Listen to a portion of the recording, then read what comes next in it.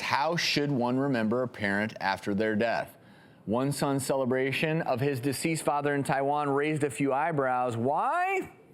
It featured 50 pole dancers dancing and singing on top of Jeeps in a funeral parade that stopped traffic, drew very large crowds. The son said his politician father, who died of an illness at 76 years of age, loved fun and socializing, so they wanted to send him off with a flamboyant, memorable memorial, and I'll say... I think there's something to this. I like it. Come on. No, I guess it's a cultural thing that the more people that you get to observe or witness a funeral, you have a better chance of having a successful afterlife is part of the...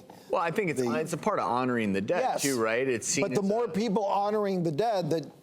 Yeah, that's true, and so that's how they justify it. But at the same time, I've been to a lot of huge parties, and strippers weren't there. A lot of other things work really well, like gift cards. People love gift cards. Concerts, but you can do so many other things to get people there. So I think they just like strippers. And it's fine if that's what they want to do. But I mean, just call it what it is. Just say we like strippers. And well, let's pull up those pictures again. That just looks... They're pole dancers. That just looks out of control to me. Okay, so I'm not saying you to agree, but I just have a question. Like, seriously, if someone said there's a funeral like this around the corner, would you go? Would you go, Travis? I'd check it out. If I were out front of a coffee shop having a cup of coffee and this came down the road, I might die of a heart attack just because Like, imagine seeing this in person. This is a bit surreal. And then you see the hearse at the end, you know, carrying the dead body. I mean, Daddy wants what Daddy wants. Spring break in Alabama shores there. You see that stuff. Yeah, that's different, though. This is a 76-year-old politician. He's dead. Okay. I will say the one thing I do like about, let me be very careful here.